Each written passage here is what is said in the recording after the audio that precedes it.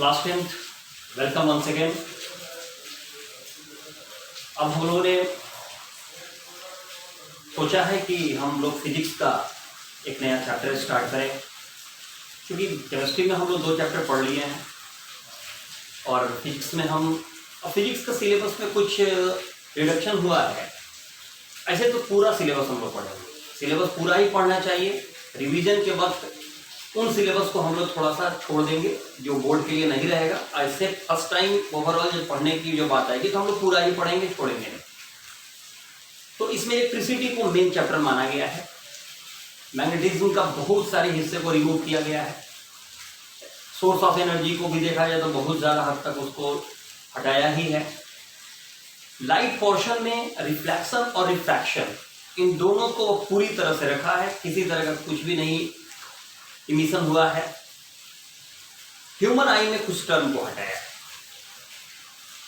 तो उन चैप्टर्स को जिनको बहुत ज़्यादा जरूरी है पढ़ना, तो उसमें हम समझते हैं कि अब हमारे लिए सबसे मेन चैप्टर रहेगा लाइट। हम लोग स्टार्ट करें और लाइट का पहला चैप्टर जो है रिफ्लेक्शन, उसको हम लोग पढ़ें। देखिए एनसीईआरटी किताब में दोनों को एक साथ ही लिया है, लेकिन मान के चलिए कि रिफ्लेक्शन अपने आप में एक चैप्टर है और रिफ्रैक्शन अपने आप में एक चैप्टर है। तो हम लोग पहले रिफ्लेक्शन वाले हिस्से को पढ़ेंगे। तो चलिए स्टार्ट करते हैं। अब यहां पर एक टॉपिक आया, नाम ही है चैप्टर का लाइट। अब ये लाइट है क्या? तो देखिए, अब ऐसा नहीं कि पहली बार पढ़ रहे हैं, जानते हैं ऑलरेडी।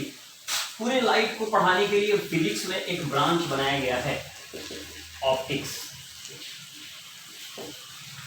इसी ऑप्टिक्स के नाम पर आप देखते होइएगा जहां भी चश्मे की दुकानें होती हैं, फलाना ऑप्टिकल, खिलाना ऑप्टिकल लिखा रहता है। तो ऑप्टिक्स एक ब्रांच है फिजिक्स का, जिसमें स्पेशली लाइट, उसके कैरेक्टर या उससे रिलेटेड टर्म्स को पढ़ना है, उसको समझना है, या हमारे जीवन में जो उसका रिक्वायरमेंट है उसको जानना है। और लाइट के बारे में अगर दरअसल पूछा जाए लाइट क्या है, तो आप कह सकते हैं कि लाइट क्या है, तो एक एनर्जी का ऐसा फॉर्म है जो हमें अपने चारों तरफ की चीजों को देखने में मदद करता है। या किताब का ही लैंग्वेज देखें तो किताब का लैंग्वेज कहता है कि light is a form of energy which is needed to see things around अस।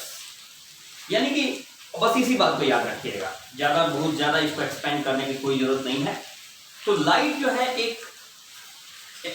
है एनर्जी का फॉर्म है जिसकी जरूरत हमें अपने चारों तरफ के चीजों को देखने के लिए होती है।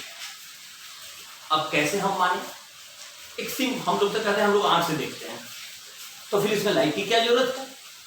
तो बहुत सिंपल बात, ये बताइए, दिन के समय तो आपको कोई परेशानी नहीं, आप ही का रूम, रात की बात करते हैं, आप अपने ही रूम में कोई ऑब्जेक्ट हम आपके को दिखा करके कहीं रख दिए, फिर धीरे से हम उसको उठा के छुपा के कहीं और उसी रूम में रख दिए हैं, लाइट ऑफ है, इतना समझिए कि इंडिकेटर तक भी नहीं जल रहा है, आपके पास कोई सोर्स नहीं है, no mobile, no candle, nothing, आपको वो चीज ढूंढना है। अब बताइए आपको परेशानी है कि नहीं? यानी आप चाहकर भी उस चीज को नहीं ढूंढ पा रहे हैं, जबकि आपके पास आंखें हैं और एक छोटा सा बस कैंडल जलाते हैं, माचिस की तीली जलाते हैं और बस उसको सर्च कर लेते हैं। तो वही आंखें माचिस की तीली के जलने पर वो चीज को ढूंढ ली, और वो जब नहीं जला तो वो सामान नहीं मिल रहा।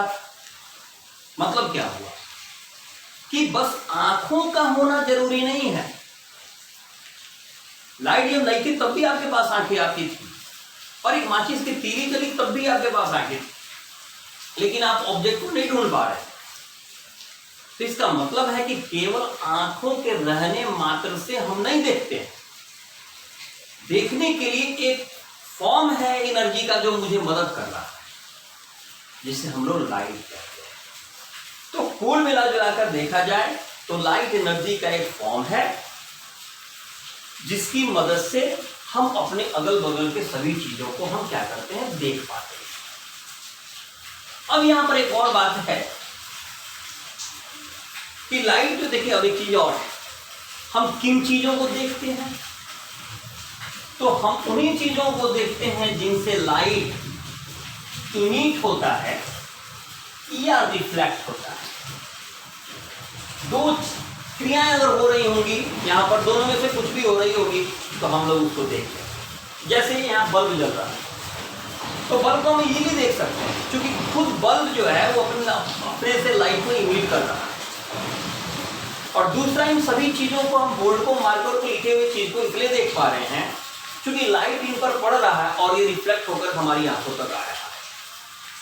तो इसका मतलब है कि हम उन्हीं चीजों को देख पाते हैं जिनसे या तो लाइट इमिट होती है और नहीं तो जिनसे रिफ्लेक्ट होती है। वो माचिस जब आप जलाए उस अंधेरे रूम में तो लाइट उस ऑब्जेक्ट तक गया और वो रिफ्लेक्ट होकर के आपकी आंखों तक आया, तब आप उसको देख लिए, हाँ फलाना चीज वहां है। तो कोई भी ऑब्जेक्ट हो दुनिया का, कोई भी ऑब्जेक्ट, अगर वहां तक लाइट जब जाती है तो वहां से फिर रिफ्लेक्ट होकर के जब हमारी आंखों के पास ये ऑब्जेक्ट पहुंचता है तो हम उस ऑब्जेक्ट को क्या करते हैं, देख पाते हैं। या अभी मैं मोबाइल को भी देख पा रहा हूं, तो मोबाइल को कैसे मैं देख पा रहा हूं, ये ऊपर से जो लाइट बल्ब जल रहा है, बल्ब का लाइट गया कहां पर, मोबाइल पर, मोबाइल के सरफेस से वो रिफ्लेक्ट हो रहा है और हमारी आंखों तक आ रहा है। और इस तरह अब आंख का सिस्टम अलग है, वहां पहुंच गया तो वो हमें बता रहा है कि हाँ मोबाइल है, या हम मोबाइल को देख पा रहे हैं। और यही अगर लाइट ऑफ कर दिया जाए तो कोई भी रेज यहां तक नहीं जाएगी, फिर उससे उस सरफेस पे रिफ्लेक्शन नहीं होगा, फिर हमारे आंखों तक वो रिफ्लेक्शन नहीं पहुंचेगा और I am unable to see that mobile. तो यही है क्रिया देखने में, और इसमें टोटली अगर देखा जाए तो लाइट मदद करता है। अब है दुनिया में बहुत से ऐसे चीज हैं जो लाइट को इमिट करते हैं, यानी जिसमें से लाइट निकलती है। तो जिसमें से लाइट निकलती है उसको हम लोग बोलते हैं लुमिनस ऑब्जेक्ट। और आई थिंक आप बहुत से लुमिनस ऑब्जेक्ट को जानते हैं। सन को जानते हैं, बल्ब को देखे हैं, ट्यूब्स को देखे हैं, या फिर कैंडल जलाते हैं, लालटेन जलाते हैं, दिया जलाते हैं, माचिस जलाते हैं। ये सभी चीजें अपने से क्या करते हैं, लाइट को इमिट करती हैं। अब फायर फ्लाई को देखे होंगे, जुगनू को, जो थोड़ा सा ही सही लाइट इमिट करता है अपने बॉडी से। तो वो ये सभी के सभी चीजें अपने से लाइट को इमिट कर रही हैं, so they are called luminous objects. लेकिन बहुत सी ऐसी चीजें हैं जो लाइट को इमिट नहीं कर रही हैं। इस मार्कर से कोई लाइट नहीं निकल रहा है, मेरे बॉडी से कोई लाइट नहीं निकल रहा है, इस बोर्ड से कोई लाइट नहीं निकल रहा है। तो ये सब के सब क्या हो गए, तो नॉन लुमिनस ऑब्जेक्ट्स हो गए। क्लियर हो गया यहां तक। अब बात है नेचर ऑफ लाइट, यानी लाइट का नेचर कैसा है, इस पर हमारे साइंटिस्ट लोग जो हैं अपनी अपनी बातें रखते हैं। तो nature of light, nature of light की बात की जाए तो हमारे साइंटिस्ट लोगों ने इस पर दो बातें बताई हैं। एक का कहना है, कुछ लोगों ने इसे वेव थ्योरी के तौर पर बताया और कुछ लोग इसे पार्टिकल थ्योरी के तौर पर बताते हैं। अब वेव थ्योरी वाले क्या कहते हैं, तो वेव थ्योरी हमारा जो है वो कहता है कि लाइट जो है वो इलेक्ट्रोमैग्नेटिक वेव से, वेव है, ये क्या है, तो इलेक्ट्रो मैग्नेटिक वेव है। और ये कहता है कि this is form of very small and high speed moving particles called photon. यानी एक वेव थ्योरी क्या कहता है कि लाइट जो है वो इलेक्ट्रोमैग्नेटिक वेव है, जिसको आगे बढ़ने के लिए, ट्रेवल करने के लिए किसी मीडियम की जरूरत नहीं है।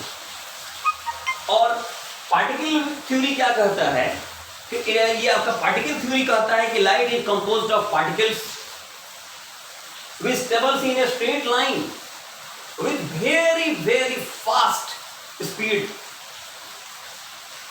and that particles are called photon। अब देखिए, अब यहां पर सोचने वाली बात है, इलेक्ट्रोमैग्नेटिक वेव, ये इलेक्ट्रोमैग्नेटिक वेव बता रहा है, ये इसको पार्टिकल बता रहा है जिसको फोटोन नाम पड़ा। तो मॉडर्न थ्योरी जो है, तो फिर एक मॉडर्न थ्योरी की कल्पना की गई जो कहता है कि लाइट के पास, लाइट जो है वो बोथ है, दोनों है, यानी कि बोथ कैरेक्टर को वो रखा हुआ है, यानी वेव भी है और पार्टिकल भी है, ठीक ना। इसी को जो है वो क्वांटम थ्योरी भी कहा जाता है, क्वांटम थ्योरी